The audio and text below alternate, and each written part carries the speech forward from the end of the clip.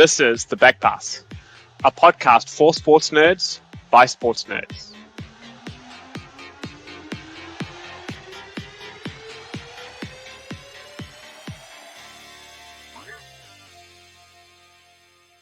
On tonight's episode, we chat NRL with ex-Bulldog and ex-Panther CEO Corey Payne.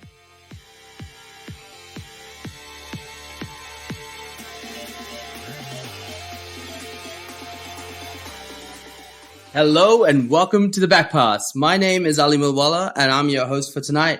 Today I'm joined by my usuals, Kevin and Shivank, and we have a very special guest, Corey. Hi Corey, welcome. Hey Ali, how are you mate? How are you guys? Hello. Hey, how's it going? So very special guest, Corey Payne. Welcome. Corey, you played 131 first grade games, and then at the age of 28, which is about 10 years ago, about 1 decade ago, you decided to retire and hang up the boots for other opportunities. What was that like? Because you didn't have any injuries or any significant moments that said, I need to walk away from the game? Yeah, it's a good question. I was still probably quite, young to retire. I still had a year to run on my contract at the time, so I'd signed a 2-year deal with the Bulldogs at midway through 2011, and it was going to take me through 2012 and 2013. And that season, we had a coach change. So midway through 2011, Kevin Moore was the coach, and then there was a decision made by the board at the time to make a change, and Jim Dimmick came in, and then he was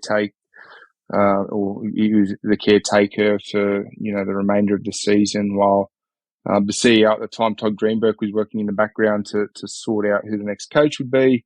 Ends up being Desi Hasler. Desi had gone on and won the grand final that year with the Seagulls, and came across to the Bulldogs, and it was a completely different approach to what we'd been used to. He's very, very different coach, and the way he approached the game, and just his personality in general is pretty. He's a bit of an eccentric character, as you've probably seen over the years. Anyway, it was a really good year, I must say. And to answer the question, I played every game that year. I was fortunate enough to be part of a city country game, and albeit we lost the grand final, got to be part of the grand final team as well. And for me, I got to the point where I'd played in grand finals all 3 grades at the Bulldogs. I was a Canterbury junior growing up, and I pretty much played that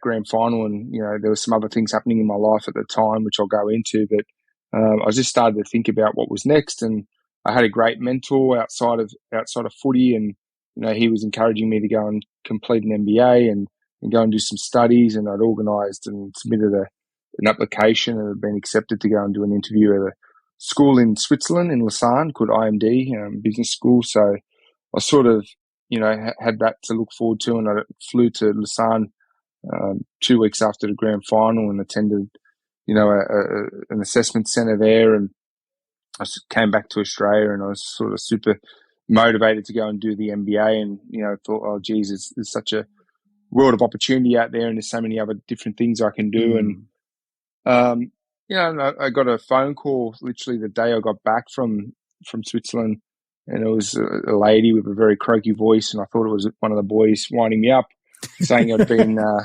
nominated for Young Australian of the Year, and I thought it was a bit of a G up, because I like to play a joke when I was playing footy, and got away with a fair few of them in that year when Desi was the coach. So I thought it was a bit of a G up, but it didn't turn out. It was actually a serious conversation, and so I ended up attending that a few weeks later, and I was got the New South Wales Young Australian of the Year, and had this idea of the MBA. But also in 2012, I've been awarded what's known as a Winston Churchill Fellowship, travel around the world and conduct study. My study was focused on going to sporting organisations and looking at how they use sport as a hook to get disadvantaged young people into further education. So I sort of lined up to go to Ayrton Centre Institute in Sao Paulo, to the Haie and Leonardo, Fondaco Gorda, also, in Sao Paulo and the favelas there. Head across to the UK, the Prince's Trust, to Man United in Manchester, obviously, and Leeds Rugby Club, and Oxford and some other different places in the UK, right, up to Spain, to the Laureus Foundation, FC Barcelona, and then down through South Africa to a bunch of different organisations, and spending time living on the Oprah Winfrey Leadership Academy for Girls. So that was sort of on the agenda to complete. Obviously got the call and, was awarded this Young Australian of the Year thing. And then I had a Masters of Commerce. I was almost finished at Sydney Uni, and then I had this charity that I'd started up, the not-for-profit Future Direction Network, and we were starting to build up a sort of head of momentum. And then there was 1 year to run on my contract at the Bulldogs after, having played the entire season the year before and been runners-up in the grand final. The question really came to, what does it mean to me, and what would it mean to me versus, what could I go and, experience, and what could I go and do, and, what would the next part of my life look like, and, going through those conversations and the trade-offs, ultimately leading to a call to hang up the boots at 28 and, finishing up with the Bulldogs and starting that next chapter of my life. So to recap, Ali thought he could open up the show with the zinger directed at our guest. And then, and then Ali got told to sit down. Look, it's not my first radio, boys. I've had to answer that question multiple times. Definitely been there before, Corey. I can tell. There was a lot of words in there that I did not know that you said in your story. A lot of places there. That sounds amazing. So is that what 2013 ended up being? Mate, 2013 ended up being one of the best years of my life that I look back on with fond memories, and it was such a beautiful, smooth transition out of rugby league. And we all think about that time in our life, and we all think about especially when we get a bit older, when that time will come and when our career will sort of end. And you sort of, you're not thinking about it, at the start of your career, and you start to, work towards that midway. But I look back and, with the Young Australian stuff, I got to travel around the country. I got to go to many different places throughout New South Wales. I got to meet a number of the royal family. I got invited to,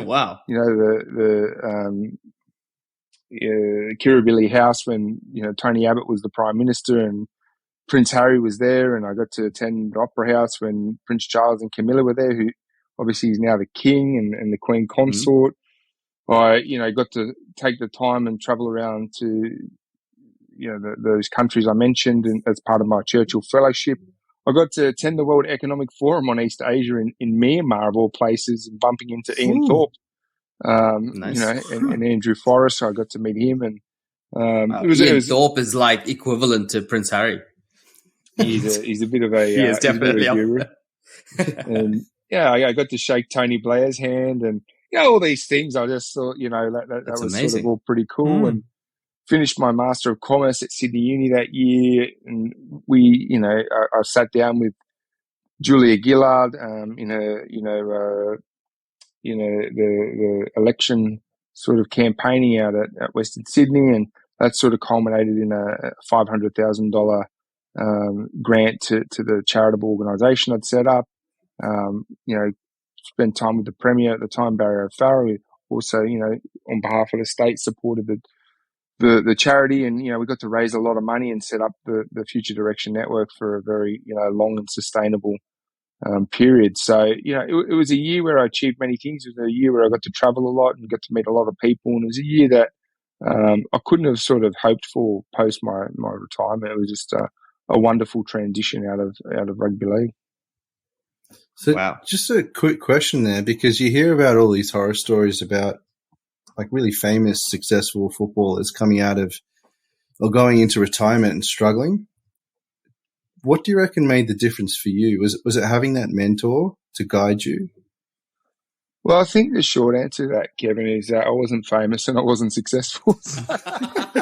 Well, I mean, like those problems, right? Well, if you put it into context, you're a grand, like in all seriousness, mate, you played in a grand final. Like, the amount of players that would love to have that experience just in itself. I'm sure there's like hundreds. I think, like retirement comes for everyone that plays professional sport, whether it's, whether it's, it's something that is under your control or it's something that's forced upon you through injury or form or whatever that may be, or age. You always sort of, at some point it's going to end.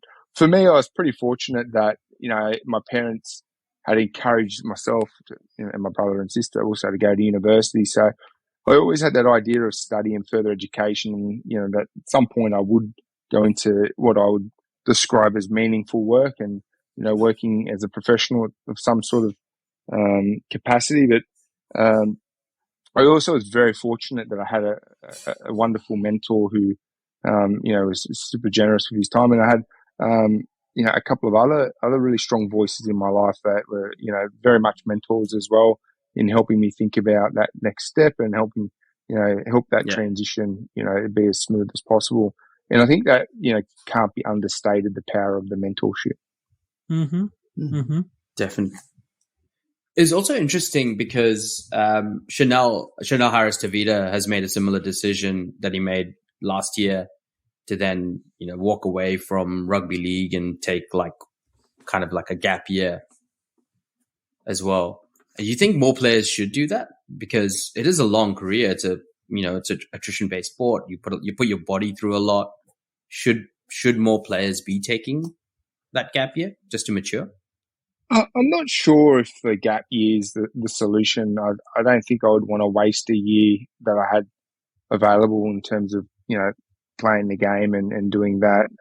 But the other side to the equation is the responsibility, so to speak, of the club and the game not to rush players through and give them a chance to mature and give them a chance to develop and give them a chance to grow into what is the rigors of week in, week out competitive sport. It's a tough game. It's a tough sport. And, you get to the NRL, believe it or not, and I dare say a lot of players that have been there would say similar. You get there much easier than you think, and it's probably a lot harder than you think to stay there.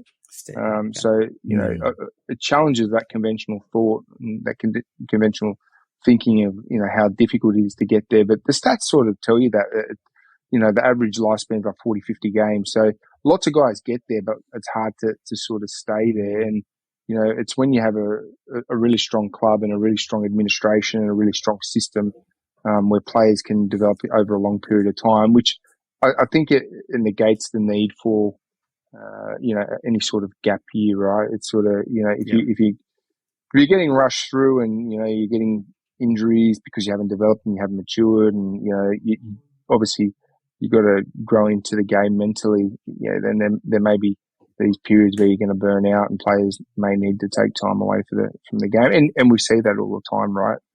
Sometimes we just don't call it a gap year. It's, they find themselves in trouble and, for no reason of really no fault of their own. They haven't had that clear guidance, mentorship and support. And, it's a tough gig and it's a tough world. And, you're under a lot of pressure. So sometimes you can go off path quite easily. So one conclusion I can draw from this is the average lifespan of a player is 40 to 50 games and you played 131. So you clearly underestimate your own capabilities. You're better or than undersell your own capabilities. Yeah. Without maybe spending too much time embarrassing Corey, I do have some questions about the position that you played as well, because especially in the last couple, I don't know, do you follow the game in a lot of detail since you've retired and sort of you moved away from that career-wise? Look, I still like to watch the footy. Unfortunately for me, my team, the Bulldogs, haven't, fared too well over previous seasons, albeit they led the Storm 26-0 over the weekend, which is a huge achievement for the club and the team. But so I'm not super close to it, but I still have very much an interest in definitely, when the big games come on and when Origin and the final series or the run into the finals on last year, I was sort of got out to a few of the games and was able to enjoy it and watch it. Yeah. Do you consider yourself in your playing career a second rower or a lock, or is it more of a mix? Yeah, it's an interesting one to think about, because I probably, worked out I wasn't probably best suited to starting games. I was probably a better player off the bench.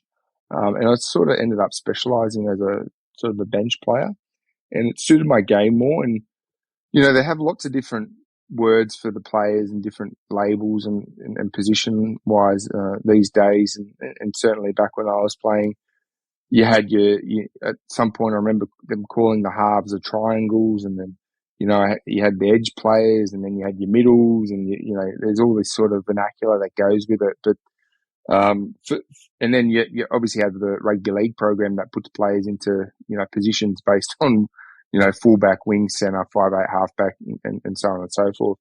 Mm-hmm. For me, I was probably best suited on the ball player, and I was around the ruck, around the middle of the field towards the end, and that position is probably like a tight or a roving style of player, as opposed to being an edge back rower or one of those style.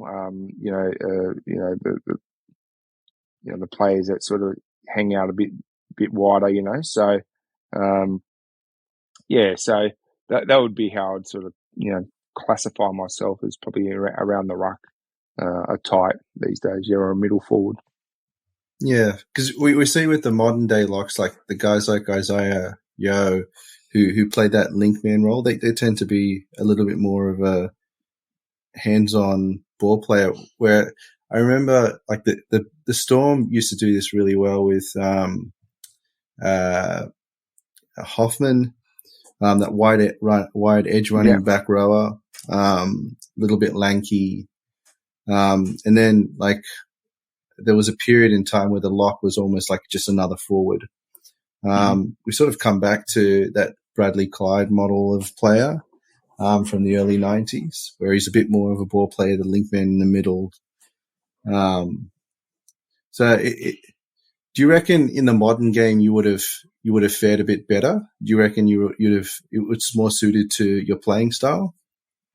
Yeah, it's a hard one, because when I came through the grades and I came through the Bulldogs, and then, when I returned to the Bulldogs, it was a very unstructured style of footy. It was, a high pace, flat style, up on the ball, up on the advantage line, attacking style of footy. And then I signed at the Dragons as a 19-year-old, and they're a very structured, typical sort of, Brian Smith, Nathan Brown style, team where, players played in lanes, players played on edges, and players, had roles and responsibilities from that perspective, that, there was a very clear sort of way, that the team would play as opposed to much ad lib off the cuff style, footy.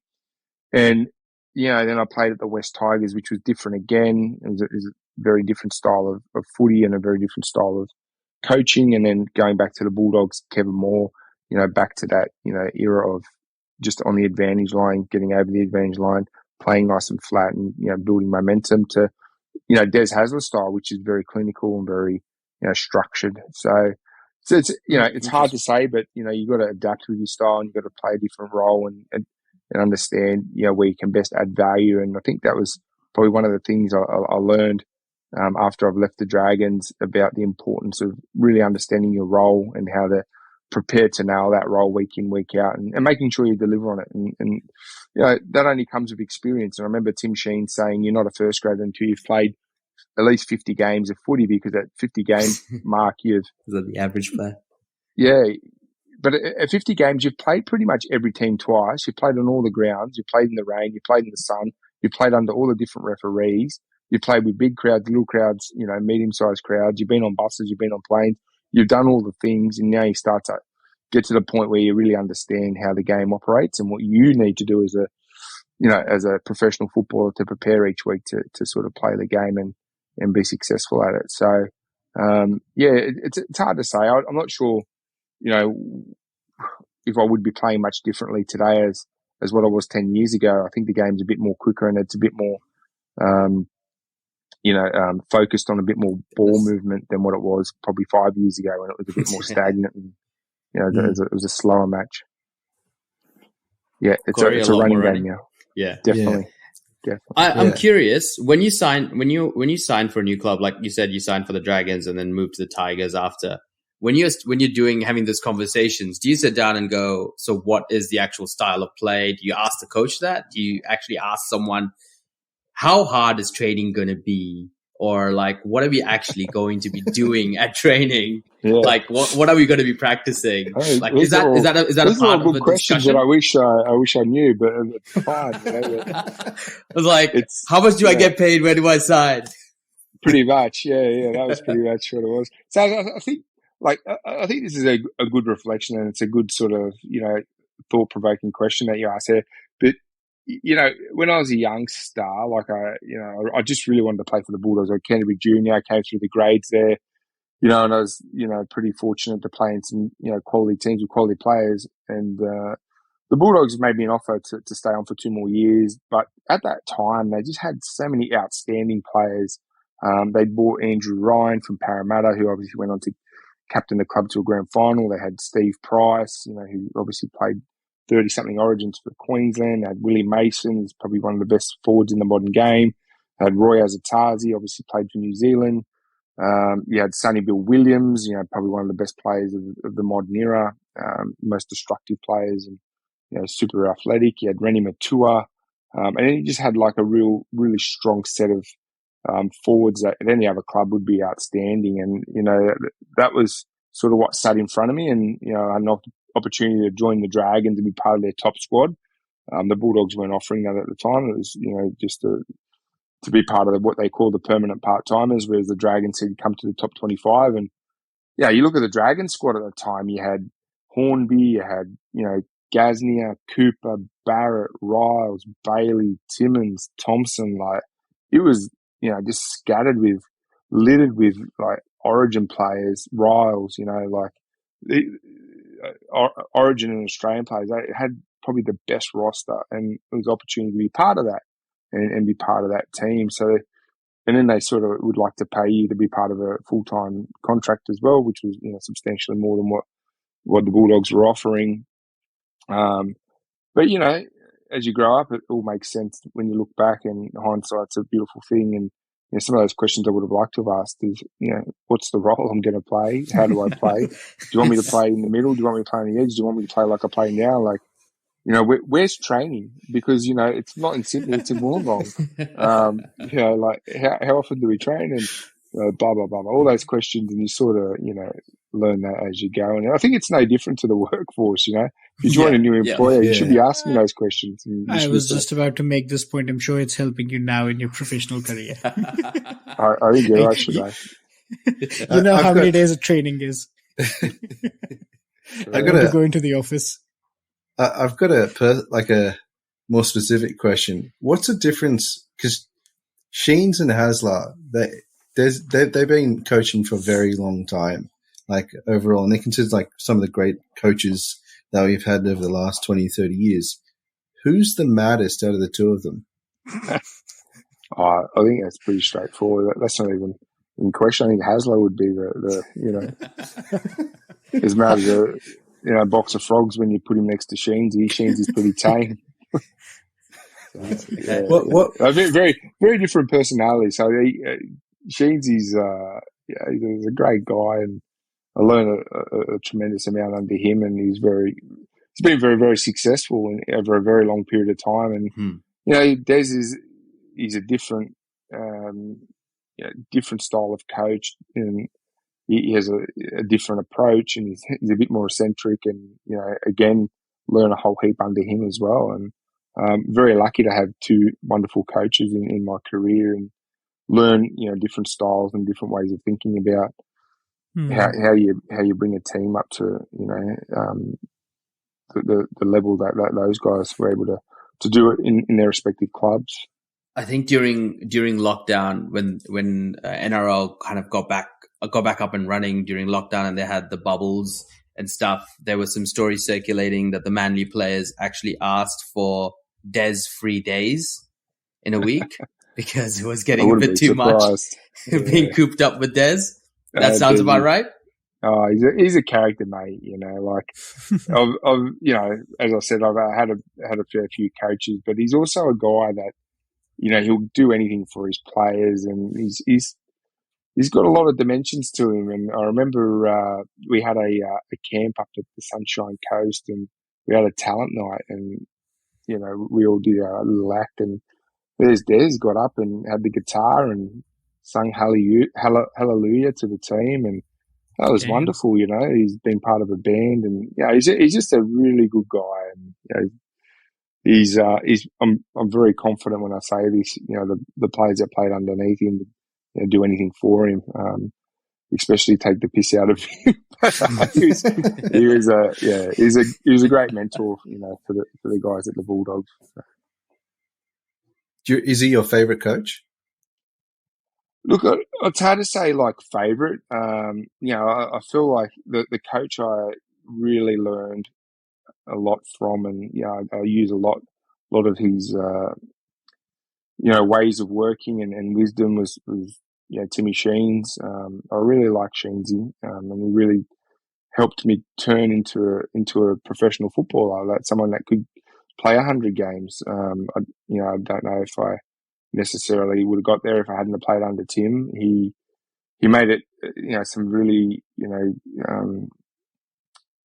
some sayings that really stuck in my mind, and you know, it's all very transferable. And you know, the big one for me was, you know, around the difference between a full-time, you know, rugby league player and a professional rugby league player. And the full-timer turns up and trains and plays and sometimes performs, you know, up here in you know, 8, 9s out of 10s. And other weeks it drops down to 4 and 5, and then next week it's up to 7, and next week it's up to 6. And then it's, you know, just plateaus, and the performance is very inconsistent. Whereas the professional player, he really understands, you know, his preparation, what he needs to do week in, week out, what he needs to do from a perspective of, you know, how much sleep do I need? What do I need to eat?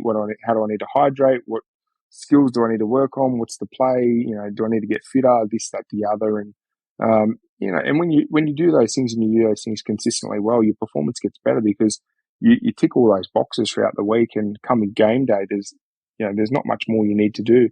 You know, you've done as much as you can to be super successful. So, you know, he was definitely a coach I you know, learned a lot from, and I've been able to take that forward with me in my life. That's pretty cool. And after your playing career, so after the 131 games and then traveling around the world and doing all the amazing things, setting up the Future Direction Network as well, winning Young Australian of the Year, and then you, in 2016, joined the Panthers as CEO. And there was like a big transformation happening at the Panthers as well, right? With Gus Gould trying to revamp their youth and their whole talent planning and talent succession. Yeah. I think for me, it was like, you know, the most exciting thing to you know, come across my desk at the time. And you know, it's a wonderful region. That Western Sydney region out there in Penrith has the largest local junior base, and they just, you know, through Gus had been able to build this amazing facility. It was probably the best in class, best in the league, maybe even best in the Southern Hemisphere, so to speak. In the Panthers Academy, you know, Gus had worked really, really hard, bringing in the right people to, you know, develop the talent pool that they had out there. They started to build, you know, a lot of depth, a lot of sort of young players coming through, and you know, it was an area that I'm passionate about. Western Sydney, it's an area that I know well, growing up out there. It's also the fastest growing region in Australia, so there was a lot of, you know, things for me to look forward to, and you know, really get excited about with the opportunity to run as CEO for the Panthers. And you know, when that opportunity came up and Gus presented it to me, I made that move, and you know, I went out there, and you know, it was very, very you know, interesting time in my career, in a place where I sort of probably learned a lot about myself and, a lot of great lessons. So it was a good time for me to do that. And I'm very lucky that, Gus and the board gave me that opportunity. Nice. So you were approached, you were headhunted for that? I don't know if headhunted is the right word. I don't know how it works. And, I'm sure the only person who knows how these things work is Gus, but, he's sort of, he's a bit of a, interesting character when it comes to recruitment. I remember him saying to me, be careful what you wish for. And I'm sure he said that to many others, but, he sort of, one way or another, it sort of all came together and the opportunity presented itself. Yeah. And, I thought at the time, it's just too good to refuse. And, it was just a really interesting place to go to and see it grow and develop. And obviously, that's it was 2016. So that's 4, 5, 6, 7 years ago now. And over the last few years, you've really started to see the output of all the effort and all the input that, Gus and others had put into organising that club into a true force in the NRL. So you reckon it's because we're Newcastle and Warriors have pretty big nurseries or areas. Like there's if you think about it, Newcastle doesn't have anything between Gosford and the Gold Coast, right? Like that all those areas should be players coming into the club, and the Warriors have basically all of New Zealand. But if we look at the clubs, they haven't really capitalised on it, or it doesn't feel like they've capitalised on it. So Penrith have obviously done something that's very different, or they are doing something that's very different. Yeah. Well, I think it's a systematic approach that Gus has put in place, and he knows how to run a football club. He knows how to manage a salary cap. He knows how to get the players that he needs. And, there's also a view to think long term. And I'm not sure all the other clubs necessarily have that same approach of thinking long term. The cap and, developing players, it takes, 5 to 10 years. And you need to identify them young. You need to get them into a system, and you need to hold on to them. You need to retain them. That's very hard. Honestly, Corey, the Warriors team changes halfway through every season. You look at the team that started last year and the team that finished last year, there was a completely different roster. And the team that started this year is again different from the team that finished last year. Yeah. Yeah. I mean, it's the same in business. It's the same in sport. You've got to have the same players on the field week in, week out in the same positions, building combinations, building continuity, building consistency. And only through that you can build results. And I think Gus even called it out yesterday. I had the Tigers Newcastle game on in the background, and I think Gus was talking about the Tigers. And, one of the things that he'd really like to see out of those guys is them playing together and winning together. And I think that's also one of the big keys to the Panthers' success, in that they had a good young coach in Cameron Serrato in the lower grades. And all those players were able to come through and win together in lower grades and stay together. They didn't leak too many of those players. At least the ones they wanted to hold on to, they kept them, and they kept them through the grades. And then, they obviously had a bit of churn with Cleary into Griffin into Cleary again. But they held on to a lot of those players that had learned to win together. And that's an important thing, those combinations and that confidence and that trust that comes with that. And I can't say that's held true for Newcastle, and I probably dare say it doesn't hold true for the Warriors. And, the rest of the league has benefited from those clubs, not themselves. So that's probably been a bit of a learning lesson for other teams in the competition. So, Corey, on your CEO-ship, I have 2 questions for you. The first one is, if an opportunity pops up across the ditch and you could do something as transformational as you did in Western Sydney, Keen, I could show you around the city, and I'm sure I've got a few guys who could be your personal chauffeurs. Oh, look, Shivank, I love New Zealand. I do. I really do. If an opportunity came up there tomorrow. All right. I'm just writing some notes, make some calls tomorrow. Yeah, make some calls tomorrow, Ali. Tomorrow morning, make some calls regarding. It's a wonderful place, New Zealand. And I think, the hard thing again is having a junior competition, a junior team that can be competitive week in, week out, but also retaining those players. I think yesterday, they profiled Papali'i, right? So he came out of the Warriors system into Parramatta into Yeah. Now he's into the Tigers. He's a great player, and he's a player that should still be in New Zealand. And there's plenty of those players that the Warriors have lost over the years to other clubs. So that's holding on to him and building consistency and understanding how to build the cap is important. And then bringing players through. And this is another great lesson from Gus. Is he had teams there where I think you had grand final winners like Soward. You had journeymen like Nigel Plum, and he brought in a good mix of players to help Panthers when they were rebuilding win enough games so the young guys never got belted every week and lost their confidence and lost their faith. They won enough games to become competitive, and they won enough games to gradually bring through players and build up players, just like we're seeing at the Broncos now, where the Broncos are now benefiting from the Fleglers and these characters that have played 50 to 70, maybe even 100 games. They haven't won many of them, but they're really become seasoned first graders, and they've been able to plug some of the gaps and bring in some more experience. You've got Walsh at the back now. They've got Reynolds, who's a grand final winning halfback, and building that strength in the roster off the back of a good set of young players that have built up 50 plus games in the NRL, putting them in a good position now to be competitive in the years ahead. And my second question is, if you do manage to get that CEOship that Ali is working on, can you take I'm assuming he's your friend and originally a Kiwi, Russell Crowe, along? Oh, God. Rusty. Yeah. He'd be transformational, but I think he's a South Sydney man, through and true. Well, Russell Crowe actually studied at the same school I studied at in high school for a total of, I think it was 6 weeks. Yeah, right. But the school is extremely proud that he went to Mount Roskill Grammar for 6 weeks. They claimed him, Ali. There you go. They claimed him. They're like, Russell Crowe, that's our boy there. That's our boy winning the Oscar.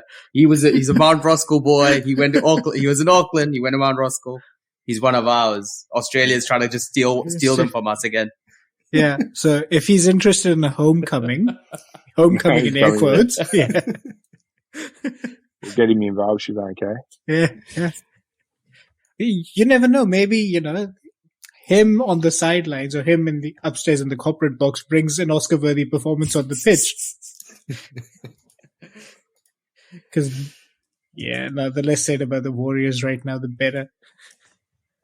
Yeah, got a hard slog in front of him. Speaking of, can we actually end the season now? We're in the top 8, as I last checked, so we qualify for finals after a long time. Yeah. Stop the count. Yeah, Speaking of top 8, who do you think's going to win the comp this year? Yeah, I don't know if I can give you the full answer for who's going to be in the 8. That's pretty complicated. I think top 4 is pretty straightforward, albeit that, I don't know if the Storm will get there this year with the injuries that they've got, but I'd dare say, the Rabbitohs will be up there, the Roosters will be thereabouts, the Panthers will probably, figure quite strongly again this year, and I'd say Cronulla will be in that top 4 mix. And then you got Manly sort of on the bounce back. And then, that sort of like is your top 5. It'd be great for the game to see the Dolphins, be part of that. The Eels, I'm not sure if they can get there, but, they've got to probably have the Dolphins have like an amazing, Dolphins have the amazing record of being the only ever NRL club to never have lost a game. Yeah, who do they play this week? I mean, they've been pretty outstanding 2 weeks in a row. Yeah, exactly. Yeah. They've never lost a game, right? Like they're undefeated all time. So it's a good start to the NRL. You can never put it past Wayne Bennett for pulling something like this. Yeah. Like, you think about how the Titans kicked off. Yeah, I wouldn't put it past them if they end up being in the top 8 and really, making a finals run. I think they've got a super strong roster. They've got a great coach. They've had a very thoughtful sort of preparation, and it's come out in their week 1, week 2 result. But it's a long season. Lots can go wrong, lots can go right. I don't know if they'll be there at the end of the year in the 8, but they'll be thereabouts, definitely. Mm-hmm. And Corey, your hopes and your realistic expectations for the Bulldogs this year. Yeah, it's a good question. They made all the right noises definitely during the preseason, and they've signed some really good players in Marnie. They've got Addo Carr, got Kikau, they've got Burton. They've still got a few guys that they need to bring into the top squad and strengthen it up. I think in the first week against Manly, there was a few things that went wrong. The sin bin, a couple of tries went against them. Yeah, it's just it probably wasn't truly reflective, that scoreline. And then I'm actually not sure what happened with the Melbourne Storm. For them to be down 26-0 is so uncharacteristic for that club. But yeah, this week is a test, because I think that the Bulldogs play Tigers this week, if I've got that right. And if they can't beat the Tigers this week, I'm not sure where their season goes, but I think they're got to be pressing towards the 8 this year. They've got to be making a run for that top point. But again, it comes down to injuries. It comes down to what happens throughout the year, and I think there'll be a better squad again next year, 2024, maybe 25, pushing for that premiership again. Ooh, it's a big call. So, 2025. I tell you, if they don't beat the Tigers, they're definitely not winning week 4 against the Warriors in Auckland. Like, it's just not happening. No, that's always a hard game over there. Don't you worry. Yeah. And it's the first game at Mount Smart for the season. It's gonna be a full house. It's gonna be nice and loud. And windy and cold and miserable. Oh yeah. All of that. Oh yeah. It's the best rugby league atmosphere. Like, you think you're kicking off at 2:00 and it's 12:00 and all the time's out of whack and you don't know what's going on, and before you know it, it's 20-0 and you're like, let's get on the bus. I miss the days when it did used to be like that, when teams travel to Auckland and were 20-0 and kind of no time. And I think I played Stacey Jones, and you had Vadavai in one wing, and you just didn't want to chase the kicks, and it's horrible. It's a horrible experience playing over there. You played them when they were actually good. Actually, you played in a period of time when both the Warriors and Newcastle were pretty good teams. Mm-hmm. I think Warriors were in a grand final during that period, and Newcastle won one against the Eels. 2011. Yeah, 2011. Yeah. Yep.